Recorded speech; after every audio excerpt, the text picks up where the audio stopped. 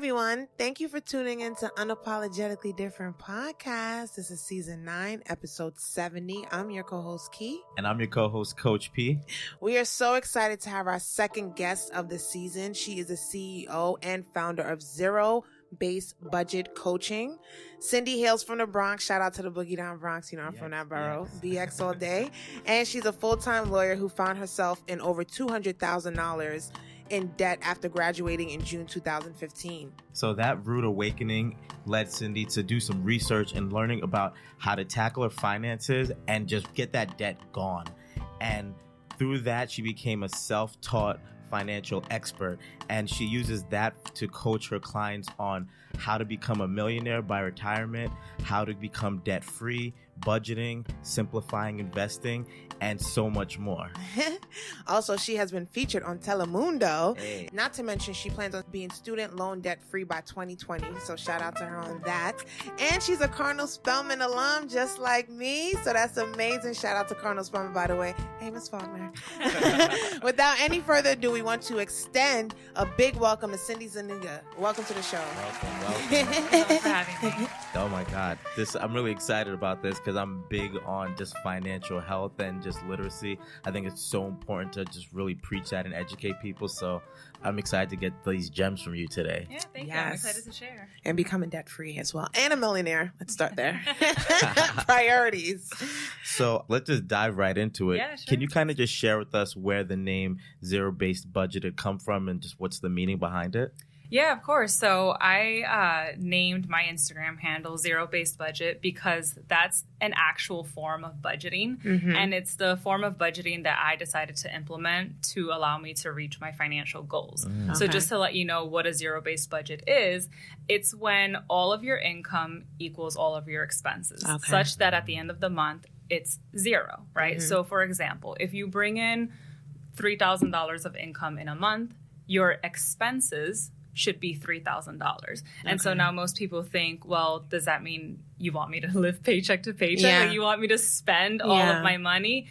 No, what that means is that the $3,000 that you bring in have a job, right? So some of those dollars go to your financial goals, like debt payoff, savings, investments, and others go to rent, right? Utilities, food, entertainment, discretionary spending. The point is to really allocate every dollar that you bring in so that you're more empowered in knowing where your money went. So, that's why I decided to name my Instagram handle Zero-Based Budget, and later on my coaching business also hails from that name. Sweet. That's super dope.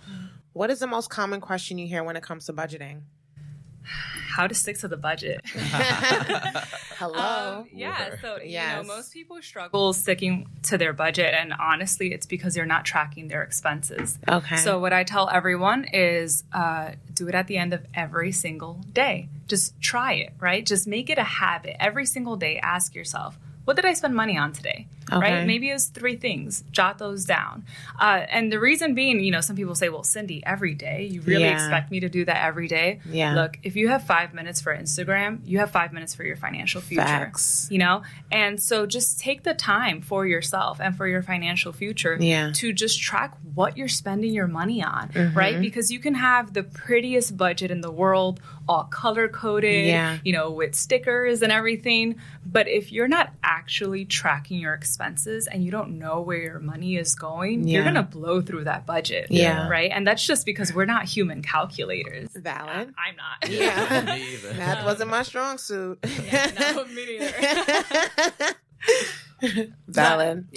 That one really resonated with me because especially as I got older and just became like a young professional, I realized I just started swiping my card, and it got to the point where I'm like, okay, I probably spent way more than I should have, but I'm not even going to look at my statement. And I think it was just the point where I was just nervous. I didn't even want to look or actually deal with the reality of what I was spending. So I could see that being really powerful, just at the end of each day, really looking and getting present to that. Yeah, absolutely. And speaking of credit cards, what are the pros and cons of having a credit card? And what do you recommend what credit cards do you recommend people should utilize if they're starting out?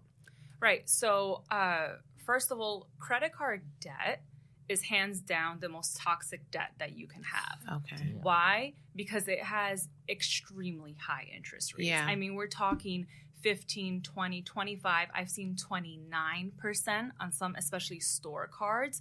So I want to be Them clear store that cards are dangerous. Yes. My mama just got a Victoria's Yes. Secret. I was like, just chill with that. And Don't even get fancy. And they get you because they're like, oh, do you want to save 10% today? But what they don't tell you is, and then you want to pay us 29% later? Let me tell you how they got her. She was like, oh, and this is another thing, being a part of our generation. Oh, can you go online for me? This is can you go online for me? There's a deal.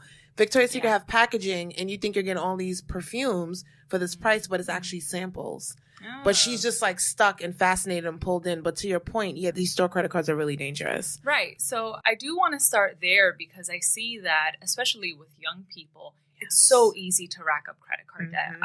You know, I actually got my first credit card when I was in high school. It was our last year of high school, and there was a bank that was tabling.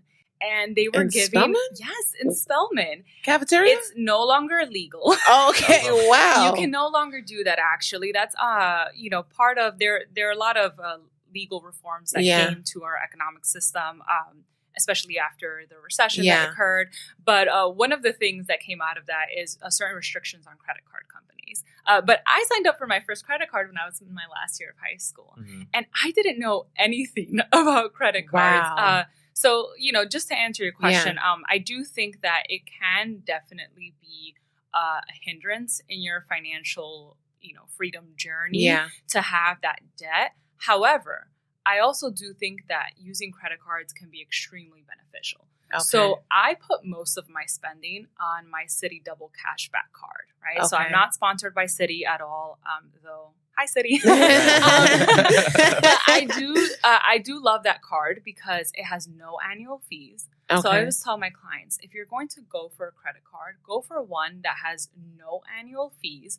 Or if it does have an annual fee, be sure that the rewards exceed the fee that you're paying. Okay. Right? So if that credit card is going to give you, you know, they're going to wind up giving you $400 worth of flight credits, right? Because, you know, people like travel cards and stuff like that.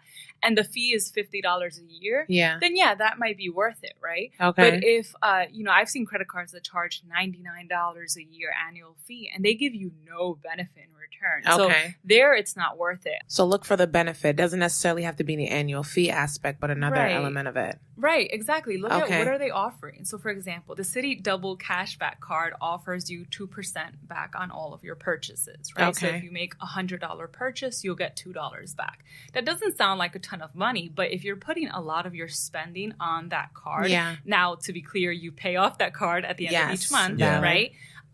You'll get those benefits, and it's kind of nice. So I really like using my cashback for, you know, books on Amazon. I'm really big on literacy, specifically financial literacy. So most of the books I've actually purchased on Amazon have been free because I've just been able to use my credit card rewards. When you say the cashback aspect, how do you see it being back on the card? Just to simplify it for other people so they get an understanding of it. Yeah, absolutely. So at the end of your credit card statement, you know, at the end of the month, they say, let's just say, for example, you know, you spent $100 this month, and you paid off the $100 that you owed, you know, from last month or whatever it may be. And it says, you know, it'll say like $2, and then you can either get it as a statement credit, right? Okay. So on your actual credit card bill itself, or you can get it as like a direct deposit. Okay. So, you know, honestly, whatever you want, or you can actually even get like a paper check. Okay. So you can request that. Okay. Those, okay. But yeah, and then I think just to answer your you know, your question on what do you recommend for someone that's just starting out. Yeah. So this is a really popular question I get from college students, right? Is I have no credit or I have bad credit. Yeah. So what do I do if I really want to start using credit cards wisely? Yeah. So here's my tip. If you have no credit or low credit, look for a secured credit card. Okay. So what's a secured credit card? It's a card where, for example, you go to the bank and you say, I'm looking to get a secured credit card. They give you a credit card that has a $200 limit. Okay. But you have to give them $200. Oh. It's backed up by your money. That's why it's called secured. Okay. Right? Because if you, for example, fail to pay that card, your money is there to back it up. Okay. So now people say, well, why would I want to do that? Right? Yeah. I'm getting a credit card. I'm getting a limit for something that I just gave the bank. Well, it's because it's going to help your credit score. Yeah. And when you help out your credit score, you're going to help out your ability to apply for those cards that have more bigger benefits, fancier perks. Yeah. Okay. Oh, wow. I'm glad you put it that way. Yeah. So I love how you said you're really big into the financial literacy. What's like one book you would suggest that all millennials should check out to just make sure their financial literacy is intact? I think hands down my top book recommendation is I Will Teach You to Be Rich by Ramit Sethi. Okay. And I just absolutely love that book. I think it's a fantastic book that really looks at all aspects of your financial health, right? Debt, savings, investments, retirement. And it shows you in kind of, like dummy-proof language, which, if I'm going to be honest, a lot of us kind of need because the schools aren't really teaching us this stuff. So we kind of need to turn to other sources. And when we turn to those other sources, we're going to get hit with a lot of terms that we don't really know. Very true. And so to have a book that breaks it down, very simply. So he actually came out with that book about 10 years ago, and he just re-released an updated version of that book. Oh, wow. About like 2 months ago. I've done a couple of giveaways on my Instagram for that book specifically, just because of how, honestly, how much I recommend it to anyone and everyone. Nice. Okay. I love that you said that because I think it's so big in terms of financial literacy. It's not taught in our schools, and a lot of kids just come out and have no idea. They don't really understand how it works, and that's when they just get destroyed. And like you said, being pretty much stalked in high school to get this credit card and get into this debt. So that's why I'm really excited about this episode, because I think it's just so important to put it out there, because I think that people can accumulate wealth, but they just need the education on how to do it. Absolutely. And go ahead. So with your coaching, where you tell people how can they become a millionaire by retirement, do you mind getting into that a little bit? Yeah, absolutely. We're trying to be rich like right now. Yeah, so we just need to, as the clock is ticking, right? Next art show, we trying to be millionaires. All right, so I'm going to take notes for this one. So it's going to take a lot of time, right? Like that's the first thing, right? That's the first thing. And so, so I'll start with saying that I've now coached dozens of clients, and there hasn't been a single client that I haven't been able to show them how to retire a millionaire. Now, to be clear, I have had clients that make anywhere from $20,000, $25,000 a year. They're like in college, they have kind of like a part-time job, to people that make six-figure incomes. Okay. And most of my clients, overwhelmingly, I'd say maybe 90%, don't make six-figure incomes. And I've been able to show each and every one how to retire a millionaire. Why, right? And how. And, what's your secret? It's not a secret. It's math, right? That's actually all it is. It's math. It's not too complicated of math, but I do like using calculators for this one, right? Yeah. So I always run their projection on a calculator from bankrate.com. Okay. They have an excellent retirement projection calculator. Sweet. And so now most people have a 401k, for example, right, with their employer. Not all, but many do. Or a 403b. I think that's like the equivalent for those in like the nonprofit public sector. And most people don't even know that that's actually an investment account.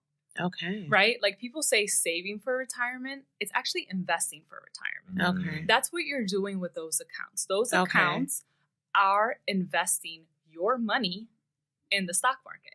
That's actually what's happening with that money. Okay. Right? And so that's the first thing, right, that I try to explain to clients is, do you know what your money is actually doing? Yeah. Next thing is, how much are you contributing? Okay. Right? Hands down, if your employer offers a match, at least contribute to get that full match. Okay. What is a match? What does all this mean, right? So, for example, let's say, Kiana, your employer offers a 5% match on your contributions to your retirement account. Okay. And you decide, okay, I'm going to put in 5% of my salary, right? Put in 5% of your salary. Let's pretend that you make $100,000 a year, right? 5% of your salary would be $5,000 a year. Okay. The beautiful thing is that your employer will also put $5,000 in that account for you. Okay. That is free money. And you would be shocked at how many people are not taking advantage of that full match. Wow. Instead, they're saying, oh, I'll just contribute 2%. Well, then your employer is only going to give you 2%. Yeah. But if their match is up to 5%, you need to get that money. That is a 100% return on your investment. That's guaranteed. Good. That's really good. Okay? Yeah. And so definitely, please, if you're listening to this right now, check if your employer offers a match. That is so important. And if they do, go to HR and get them to, start depositing up to at least, to get that match. So those are a couple things that I like to tell my clients, right? First is, do you know where your money is going? How much are you contributing? Yes. Does your employer offer a match? And then that's where we get to the fun stuff, right? Okay. Yeah. And the most important number in all of my calculations, people think it's how much money I'm putting in. Yeah, okay. Right? Or how much salary I make, what the percentage of contribution is. It's actually your age. Okay. Your age is hands down the most important number that you have in that projection. Okay. And that's because investments take time to grow. Okay. All right. So that's the next number that we go with. And then I use the average age of retirement in America, which is 65. So let's pretend if a client is 25 years old, that means they have 40 years to let their money grow. Okay. And once we run those projections, the number comes up and it's very often 1.2, 1.6, 2, 3, $4 million. Okay. Right? Just from what people are contributing to their 401ks. Wow. But a lot of people don't even know to do that. And aside from the 401k, because I do realize that a lot of employers, not a lot, but some don't offer them. Yeah. There's also other options. There's what's called individual retirement accounts. Okay. Right? Those are IRAs. Okay. There's also Roth IRAs. Yeah. So I highly recommend that even if your employer doesn't offer a 401k, that is not an excuse to not invest in your future. And the reason why I emphasize all this, especially to millennials, is time is what's on our side. Yeah. Right? Don't start thinking about retirement when you're 50.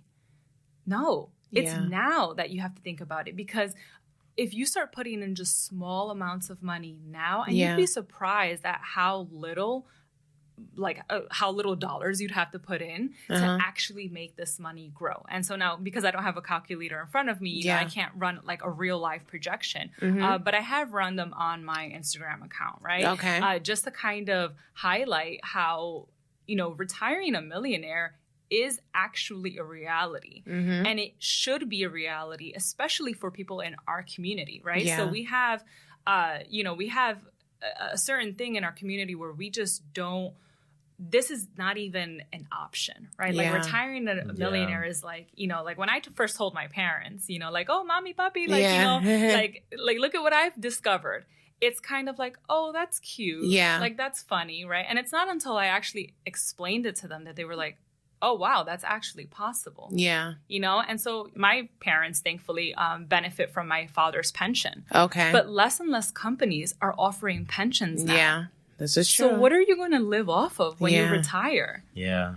So, yeah, that's a little bit of my spiel on retirement, and definitely run those projections, run those numbers. You'd be shocked at how little you have to invest in order to get there. Yeah, I'm actually really excited to when I have kids, because that's how I'm thinking about it now, in terms of I can start saving for their college fund once I find out like I'm going to be having a kid, and knowing that I have 19 years to actually just start saving little by little, and just knowing that that compound interest in that time is going to just, the money's going to get to grow. And I think it's just crazy. And matter of fact, I don't know if it's crazy. I think this is kind of by design, that the top 1%, like, they have a lot of this information and it's kind of passed down, but it's not just generally shared, because I guess there may be a little bit of scarcity and feeling like there may not be enough to go around. But I think this information is so important, and it just needs to be shared in our communities,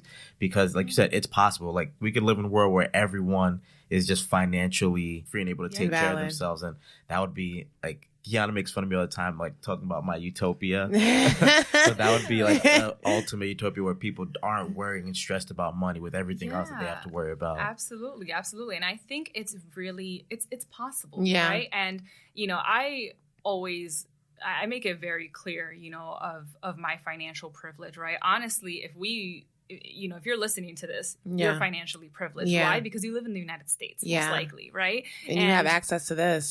So that's a start. Access, right? You have access to this kind of education, this information. But, you know, with that said, anyone actually in the U.S., right, that now has kind of, you know, and of course there are, you know, people that have certain hindrances to being able to acquire, you know, wealth in certain ways that we're able to, right? But the truth is that it really just takes planning and a little bit of math, and it doesn't take a 6-figure salary. A lot of people think that that's what it takes. It doesn't. It takes time. So definitely, if you're listening to this, I absolutely implore you to just run those numbers. Right. And also a matter of a routine, because you mentioned earlier about like having 5 minutes a day, just looking through what you spend your money on and just like thinking about it, and that too, and tied it in. And like me, sometimes I get in the habit of, I want to get this somewhere. And I'm like, I don't really need that. Doing away with it. You know, it's hard, you know, like the McDonald's apple pies. It's like very addicted to that. But like just saying it on a real scale, knowing that, you know, like why spend, and then I bring it back to being healthy. Why spend $1 up to $2 for these 2 apple pies when I could get 4 bananas for $1, Coach P. So I'm thinking about that, and then that actually lasts me and holds me, and I can utilize that more. So Coach P had touched on compound interest. So just wanted you to explain what it is and how powerful it is. Yeah, absolutely. So compound interest is actually the topic for this week's Tidbit Tuesday, right? So on my Instagram account, I do Tidbit Tuesdays, which are just financial nuggets, right, for you to have. And so I realize that a lot of people have blogs, right? And that's amazing. And they have, you know, full written pieces on there. But a lot of people also just like digesting information on Instagram, right? Like they're simplistic, like 2 lines, if that info. Just simple. And, you know, you're waiting, you're on the train ride, you know, to work or whatever you want to like scroll through. And so that's kind of how I've designed my Tidbit Tuesday. So this Tidbit Tuesday is specifically on compound interest. Sweet. And so compound interest is essentially interest that builds on interest. Okay. So let me break that down. So compound interest can work against you. And let me explain how it can work against you. So let's say you have massive student loan debt, right? And average student loan debt, I think in this country is like $38,000 or something crazy like that. And you have a certain amount of interest that you have to pay on that student loans. What happens is that as every month goes by, unless you're paying more than that interest for the past month, the interest for the next month is going to grow on not just the original amount that you borrowed, but on that interest as well. And then it keeps on. And it keeps on and on. That's why you hear a lot of stories from people that they're saying, you know, I've paid down thousands to my student loans and I can't see the principal go down. And so to be clear, the principal is the actual amount that you borrowed. Right. And so that's why compound interest can really work against you. And that's part of the big problem with the student loan debt crisis, right? Is compound interest. However, compound interest can also work for you. All right. So let's say you invest $10,000 today in the stock market. Right? Let's use a big number. So you invest $10,000 today in the stock market. The stock market is performing at 8%. Right. So all that means is that you would get 8% of a return on your money. Right. That's the whole point of investing. Right. And so, you know, stick with me because I tend to lose people when I get too much into the numbers. But I promise it's actually really simple. So you put in $10,000 today and you get an 8% return. That's $800. Right. So next year you'll have $10,800. Right. $10,000 that you invested plus the $800 interest. Right? Fine. But the following year, the 8% grows on the $10,800. So for that following year, the amount of interest that you get is not $800. It's $864. Oh, wow. So for the principal, $10,000 plus year 1 interest, $800. Plus year 2 interest, $864. Okay. In 2 years, you have $11,664. Okay. That is the power of compound interest. Now, what would that be in 30 years? Okay. Yeah, I don't know. I don't know. I don't have the math, right? A lot of numbers. Yeah. But that's how your money grows. Okay. That's how your money grows. And that's how it works for you. And that's how you can make compound interest work for you. So I always encourage people, that should be a goal. To make compound interest, this concept of interest growing on top of interest, that grows on top of interest, make that work to your benefit. Nice. Oh, wow, that's sweet. I love that. Yeah. So that's, and the power of compound interest, it's great. And like you said, people get destroyed by it. And when you're able to utilize that and take advantage of it for yourself, that's amazing. Yeah. We love the fact that you are very transparent about your debt journey, especially on your social media page. So make sure you follow her on her page. Congratulations on finally getting below $50,000 in debt. You. That's really amazing. Thank you. So is transparency a key thing to helping you manage and eliminate one's personal debt, not only for you, but for your clientele as well? So I do think transparency is really important, just as far as being honest with yourself, right? Okay. You'd be surprised at how many people don't even want to tell themselves how much debt they have. Yeah. Right? So let's start there. Now, you don't have to go ahead and create a public Instagram account, right? Where you're going to track your debt payoff journey. You know, I decided to do so just because no one else that I knew was doing that. So I decided, why not, right? But you don't even have to do that. Just be transparent with yourself. Be honest with yourself. You know, confront your debt. Yeah. List out everything that you owe and list out what the interest rates are on those, you know, what your payments are, what's your plan to get rid of it, you know, and then after that, after you feel comfortable doing that, then I definitely recommend sharing with someone, right? That can be your partner. You know, if you're married, that should definitely be your partner. But you know, that can be your partner, that can be your best friend, that can be your parents, your siblings, whomever, right? Just so that you can have a little bit of encouragement in the journey, because it's not easy. And it honestly could be really disheartening to just throw all this money to something that essentially occurred in the past. Right? And so it can be pretty tough, but I do think that there is a little bit of kind of liberation in being able to also tell people, like, hey, I'm on a budget right now. Right? Valid. Or, you know, I have some goals right now, so I can't really do that, but thank you. Right? We all have that friend that's like, oh, this flight just went on sale. Like, are we going to book it? It's like, well, with what money? You know? No, this is true.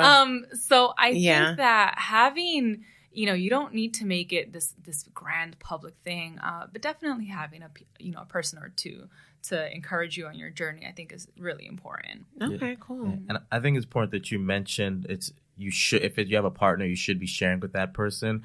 And I know there's like a statistic that a majority of marriages are ended because of financial issues.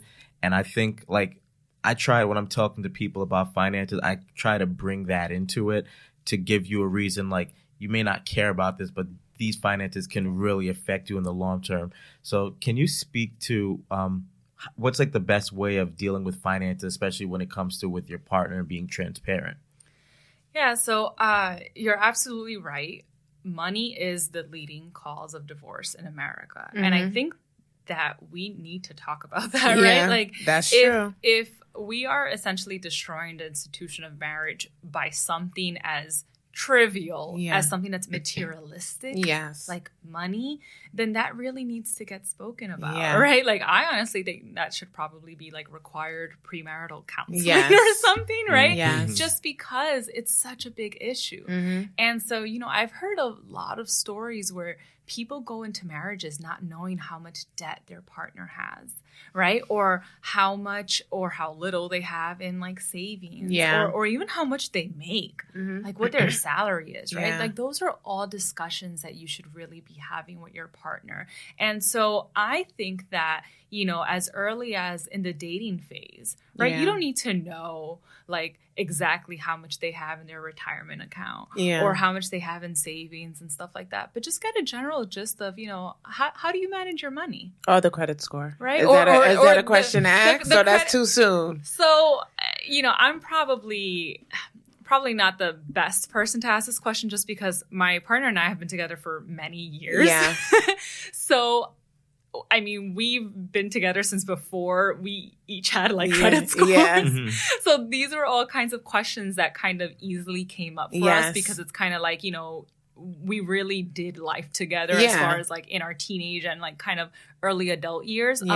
But for, you know, my friends out there, I always say, why not? Yeah. You know, I mean, if you're willing to get intimate with your partner, right? And whatever intimacy looks like for you, then why not know kind of like, what is your credit score? How do you manage your money? And so the next question is, well, why does that matter? Right? Oh, it matters a lot. Yeah. Because if you live in New York City and you want to lease an apartment, guess what they're going to do? They're going to look at your credit score. Yep. They're going to run your credit report. And if you're over here chilling with your 750 and your partner has like a 500, there's going to be a problem. Yes. Right? Yes. If, you know, credit affects everything, even, you know, job applications. A lot of jobs look into your credit report, especially jobs in the financial services industry. Yes. And so those are all things that will impact. But also, you know, how are we going to split bills? Yeah. Right? How are we going to take care of that? These are all conversations that you definitely need to have with your partner. But it's not necessarily just about the score, too, because people get hung up on that. Look at the story, the history, the back payments. And when you talk about that, it's just a matter of how consistent is this person when it comes to payment. If you're falling off several months at a time, it's like, okay, this is a bit questionable. How can we work on this? I know a lot of places are forgivable about student loans, and that has affected people drastically on their credit. What is your take on student loans and how it affect your credit? So student loans typically don't have as much of an impact on your credit score as credit cards do. Okay. Credit cards absolutely have a tremendous impact on your credit score. Now, with that said, that's not to say that, you know, if you have student loans, all of a sudden that's not gonna be relevant to your credit score. Yeah. No, you have to make your payments. Okay. If you fall behind your student loan payments, it will affect your credit score. Let's make that clear because people don't run it around like, oh, they don't matter no more. No. Cindy said it don't matter. Very clear. Yes. Let's make that very clear. That is extremely important. Yes. What I'm saying is that, you know, on when it won't impact it significantly is the amount of student loan debt that you have. So for example, you know, at one point I had 6-figure student loan debt. Yeah. And I had a phenomenal credit score. Right. And so, and why was the credit score so good? It's just because I make my payments on time. You know, I've never missed a payment.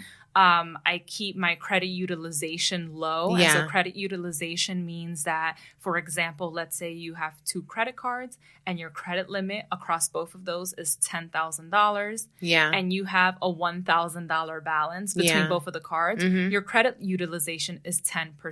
Okay. Of the 1,000. Okay. And so you want to keep that number low. Yeah. That number makes up a big part of your credit score. Okay. So yeah, that's just a little tip. People say keep it below 30%. I say keep it below 10%. Yeah. Honestly, I don't want to see any debt on there, but if you must, right, let's keep it below 10%. But anyway, so to go back to your question, you know, student loans and affecting credit and all of that. Yeah, absolutely. I think that you need to be mindful of your debt and making sure that you're paying them, those payments on time. You're not falling behind.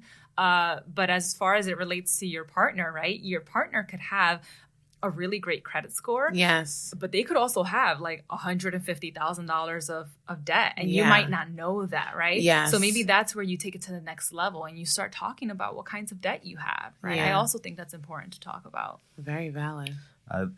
Dropping gems, huh? Yeah, and it's funny because when you were mentioning getting intimate with someone, I just had like a little joke pop up in my head. Like, I see the credit score and I'm just like, I'm good. You would do something like that too, Gemini. I'm a Gemini too. Oh God! Let's go. The best of both worlds is here, guys. Well, we got the good side of Cindy now. I never saw a bad side of you. I know this since high school, by the way. So, like, I'm good. I'm glad you're Gemini. That's fine. Him, questionable. So I want to kind of talk about technology really quickly because it's so prevalent in our lives.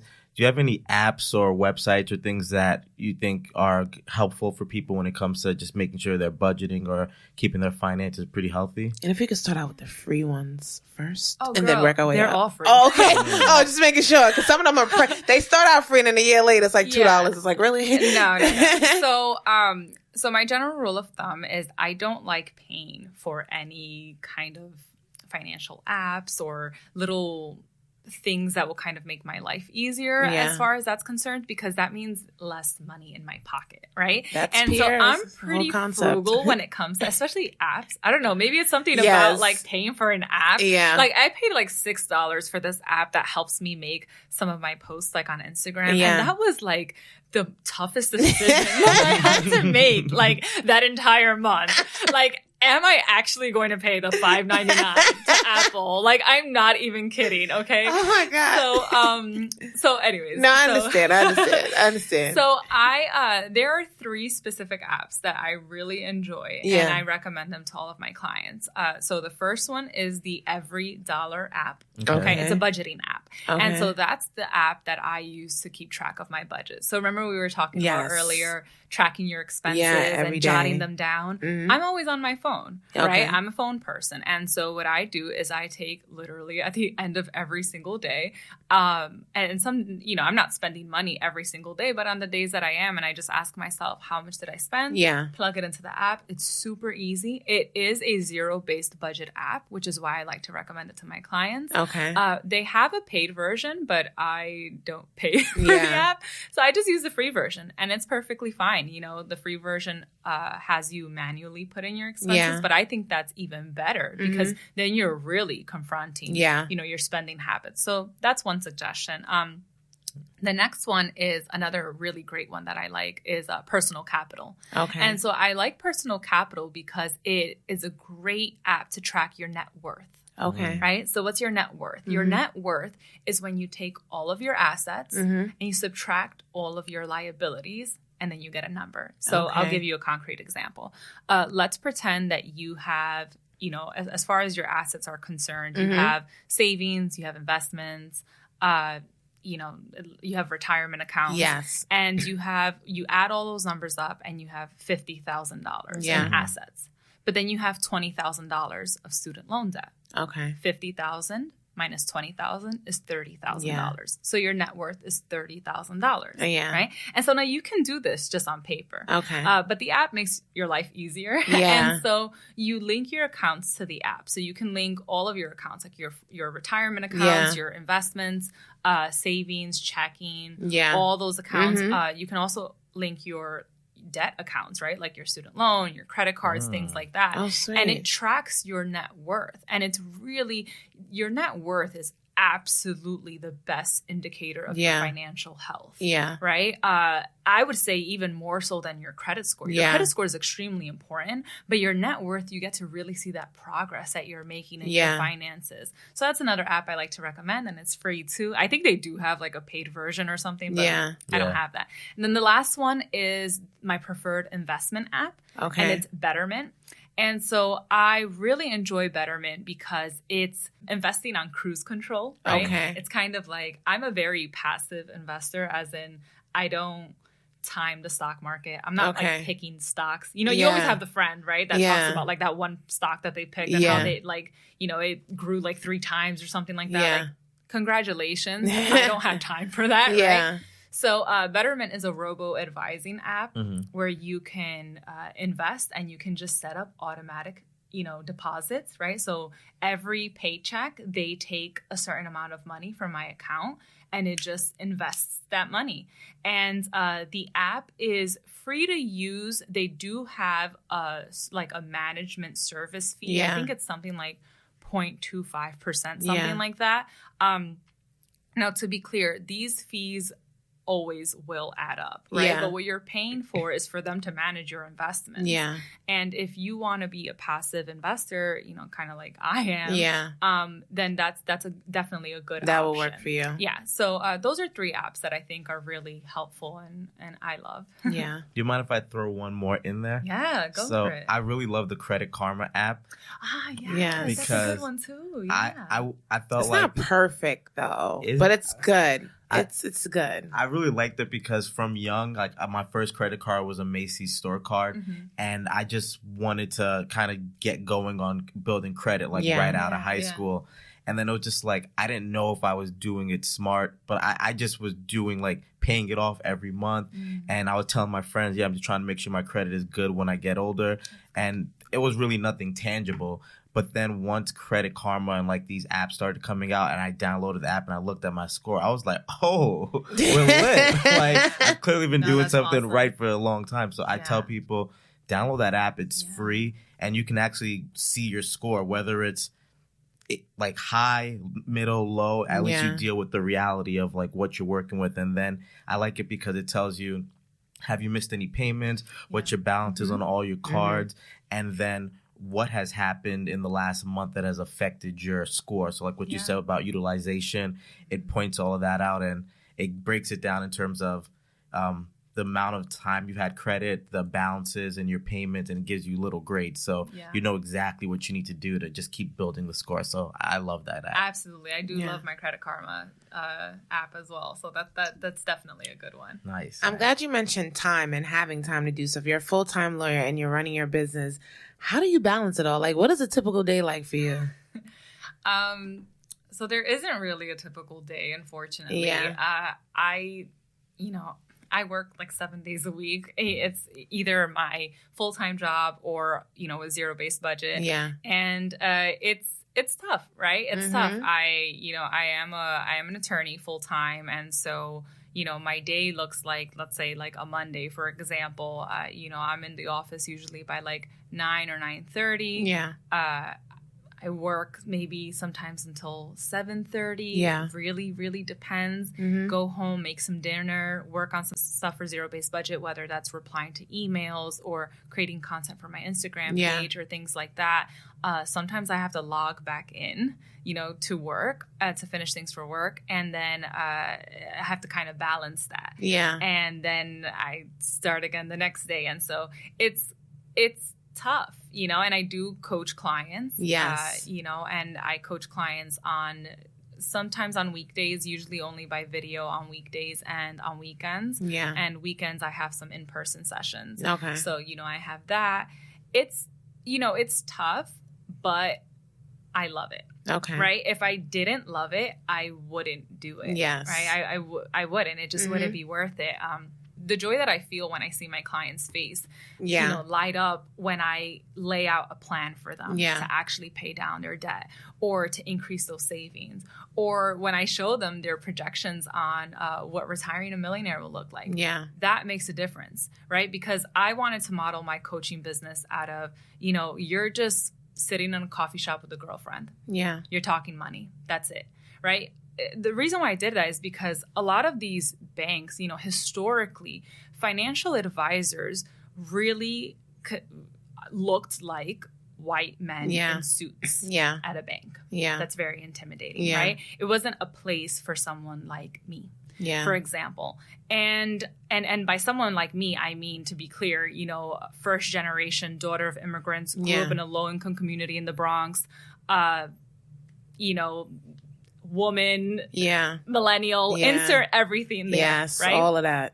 And so that wasn't necessarily tailored to people like me. And so financial advisors actually, fun fact, they not all of them, but most of them require at least $250,000 of assets to manage, right? Yeah. So you would have to have that $250,000 to actively invest, right? And why? Well, it's because they take a percentage of that, right? They need to make their money too, right? Which you can't blame them. But the truth is that the financial services industry was made for a specific type of person. Yeah. And that person doesn't look like any one of us. Yeah, this is true. Just to be honest, right?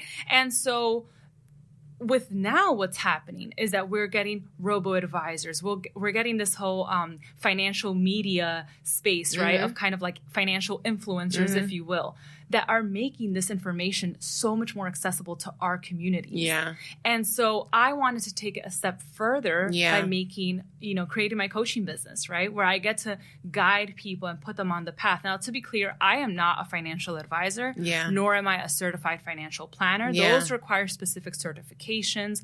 I'm legally not allowed to tell you what to invest in, how to invest, when, anything like that, what to invest. There's boundaries. Definitely. But what I am is a coach, right? Yeah. What I am is someone that's there to guide you through that process of this world that we're not taught about at all. And money literally affects every single thing that we do. It affects what we eat, where we live, what kinds of jobs we take. It affects everything. But yet it's not really spoken about. Yeah. And so that's why I kind of want to increase that. And so yes, my average day can look kind of crazy, but it's been worth it. And I don't regret it at all. Cool. Yeah. Nice. Yeah. I love it. Yes. Before we kind of switch gears in some of the questions and topics we're talking about, what's like your number one tip for millennials to really just make sure they're keeping their financial health intact and just working towards that goal of millionaire by retirement? Read. Yes. Pick up a book. Yes. Educate yourself. Valid. And look, maybe it doesn't look like actually reading. Maybe it's an audiobook. Yes. Right? Maybe it's a podcast. Yeah. Maybe it's YouTube. There are so many different mediums for millennials. We are in the age of information. Yes. Okay? We are the generation that is so incredibly privileged to have everything at our fingertips, right? If you have a phone, you have everything at your fingertips. Yeah. So use it wisely. So definitely my number one tip is self-educate. Just take the initiative to say, you know what? I'm going to dedicate an hour of my week to my financial health. Yeah. Now, maybe that looks like you kind of assessing all your numbers. Yeah. Ordering that book that that you've been eyeing. Ordering, I Will Teach You to Be Rich. Or any of those books. I have a bunch of recommendations on my Instagram page in case you're interested. But definitely self-educate. Yeah. Because there's so much power and knowledge. And then when you have that knowledge, you can't help but share it. Valid. Right? And so that's really how our community gets uplifted. Yeah. By just kind of spreading that knowledge and taking it upon ourselves to, self-educate. So definitely, pick up a book. Yeah, that's true. I just want to say I got goosebumps for that because in my high school yearbook, my quote under my picture was, "I never let my schooling get in the way of my education." Yes. So I'm just like, damn, that's it right there. That's exactly it. Look, I went to elementary school, high school, college, and law school. Yeah. I graduated with a Juris Doctor degree, and I never learned about money. Yeah. Okay, I was an attorney. Yeah. And I didn't know anything about finances. I learned that after. And the reason why I tell my clients that is because I don't care what job you have. I don't care if you're a cop, a teacher, a scientist, a doctor, a lawyer, a nurse. Learn this stuff. Yeah. Take it upon yourself to do it. Yeah. This is true. And I'm glad you spoke more about that. And also, we're going to get into Elizabeth Warren introduced a bill to cancel $640 billion in student loan debt. The bill, if it is passed, and it will likely happen, what would you like to see happen with this bill if it's put into effect? We need to have regulations on student loan interest rates. Yeah. Absolutely. There's no reason why student loan interest rates are as high as 11, 12%. Yeah. That's egregious to me. Yeah. For people that are just trying to take on, to better themselves, right? And through education. But aside from, tackling student loan interests is also financial literacy. Yeah.